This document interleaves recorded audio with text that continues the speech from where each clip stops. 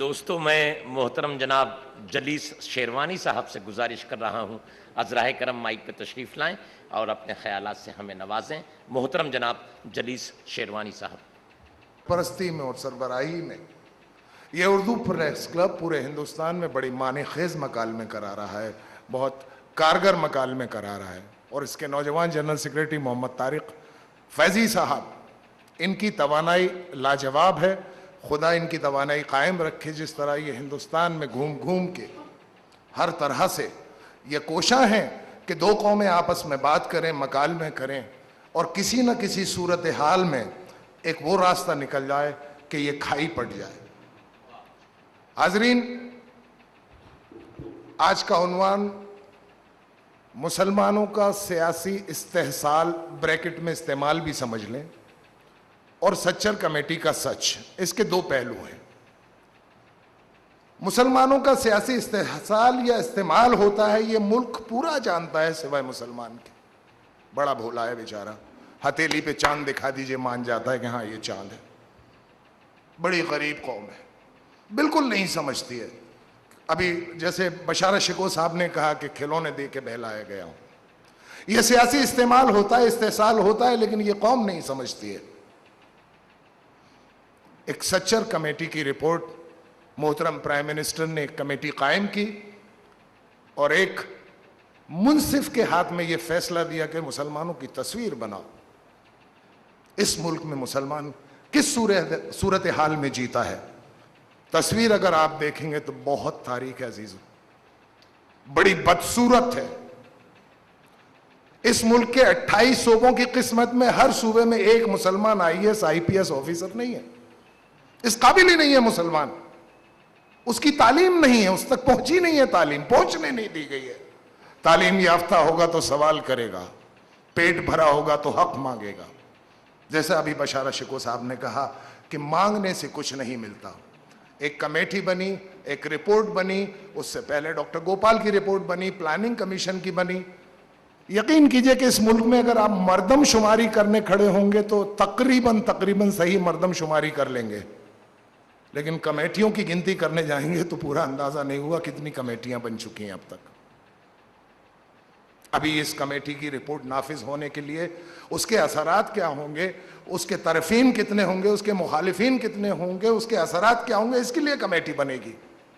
وہ committee report دے گی کہ اگر مسلمانوں کا آپ نے تشتی کرن کیا، اپیزمنٹ کیا، انہیں خوش کرنے کی کوشش کی، انہیں کچھ دینے کی کوشش کی، تو ملک کے حالات بڑے خراب ہو جائیں گے۔ پھر ایک خوف پیدا ہو جائے گا کہ نہ، ان سے کچھ مت کہنا، ان کے لیے کچھ مت کرنا، یہ تو پاگل ہو جاتے ہیں۔ ایک قومی لیڈر نے فرمایا کہ ان پڑھ مسلمان بم بنا لیتا ہے تو مسلمان کو پڑھانے کی ضرورت کیا ہے؟ حضرات، اگر ہر مسلمان بم بنا لیتا تو ملک کا نقشہ الگ ہوتا، پوری دنیا کا نقشہ الگ ہوتا تھا۔ اگر ہر مسلمان بم پہ ہی یقین رکھتا ہوتا، اگر قتل غارت گری پہ یقین کرتا ہوتا تو مسلمان اس جگہ نہ ہوتا جو یہاں بیٹھا ہوا۔ میں سمجھتا ہوں سارے لوگ زندہ بیٹھے ہیں، کم از کم ضمیر تو زندہ ہوگا۔ جسم مردہ ہو چکے ہوں گے، زبانیں مردہ ہو چکی ہوں گی، لیکن ضمیر سب کا زندہ ہے، سب کو کچوٹتا ہے۔ سہارا کے نومبر کے ایڈیشن میں ایک قومی لیڈر نے فرمایا کہ مسلمان ہندوستان کی ترقی کی راہ میں حائل ہے کیونکہ ہر مسلمان 5 بچے پیدا کرتا ہے، اور اس کے ساتھ دھمکی دی کہ اگر مسلمان راہ راست پہ نہیں آئے تو ہم بھی 5 بچے پیدا کریں گے، یعنی جتنے آپ ترقی میں حائل ہیں اس سے زیادہ ہم حائل ہو جائیں گے۔ اور وہ میڈیکل سائنس کے ڈاکٹر ہیں، انہیں لگا شاید زبانی جمع خرچ سے 5 بچے پیدا ہوتے ہوں۔ یہ مسلمان کے کلیجے سے پوچھئے کیسے ہوتے ہیں۔ مسلمانوں کو کچھ مت دیجیے، کیونکہ یہ تو برے لوگ ہیں، انہوں نے کوئی قربانی نہیں دی اس ملک کے لیے، انہوں نے اس کی ترقی میں کوئی کام نہیں کیا ہے، اس میں راستہ صاف نہیں چلے، یہ کندھے سے کندھا ملا کے کبھی نہیں چلے۔ لیکن تمام مایوسیوں کے بعد محترم شاہین صاحب ایک بڑا امید افزا پہلو سچر کمیٹی کی رپورٹ سے نکلتا ہے، اور وہ پہلو یہ ہے دلوی صاحب، کیا یہ قوم شرمندہ ہوئی؟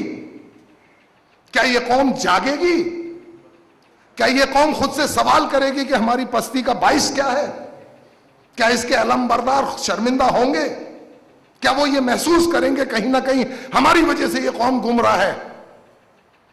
یہ شیعہ ہے، یہ سنی ہے، یہ بریلوی ہے، یہ دیوبندی ہے، مسجد کی لڑائی کے لیے سڑکوں پہ نکالنے کے بجائے ترقی کے راستے پہ ساتھ لے کے کیوں نہیں چلتے؟ یہ ان علماء کی ذمہ داری ہے، ان مولویوں کی ذمہ داری ہے، ان علم برداروں کی ذمہ داری ہے قرب کی راہبری کی۔ ایک عام آدمی کی ذمہ داری نہیں ہے، وہ فالوور ہے، وہ بھیڑ ہے، وہ پیچھے چلتی ہے اپنے نیتا کے۔ لیکن مسلمان نیتا جس وقت عروج پہ آتا ہے، اسے شہرت حاصل ہوتی ہے، تو چاروں طرف سے گدھ کی طرح اسے نوچنے کو لوگ تیار ہو جاتے ہیں۔ ایم پی بنا دیا جاتا ہے، ایم ایل اے بنا دیا جاتا ہے، ایم ایل سی بنا دیا جاتا ہے، اور اس کے بعد اس کے گلے میں اتنی بڑی گانٹھ نکلتی ہے، آواز نہیں نکلتی پھر اس کی۔ مسلمانوں کی بات کرنے کے لیے اس کے گلے میں دم نہیں رہتا، آواز نہیں ہوتی، بڑی گانٹھ نکل آتی ہے۔ اسے خطرہ رہتا ہے کہ جو کچھ مجھے نوازا گیا ہے وہ سب چھین لیا جائے گا۔ دوستو، عزیزو، اس قوم کے رہبروں سے گزارش ہے، اس قوم کو جگائیے۔ جیسا بشارت شکو صاحب نے فرمایا کہ بھیک مانگنے کی عادت چھوڑ دو، پیسہ پیسہ ملے گا، کچھ نہیں ملے گا۔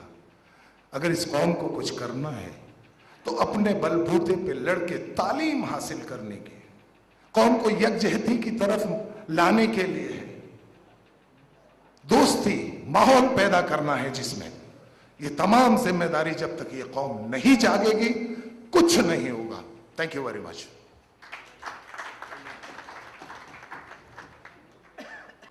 محترم جناب ابو عاصم اعظمی صاحب ممبر آف پارلیمنٹ ہمارے درمیان تشریف لا چکے ہیں۔ میں ان سے گزارش کر رہا ہوں عذرا کرم اسٹیج پہ تشریف لے آئیں گے۔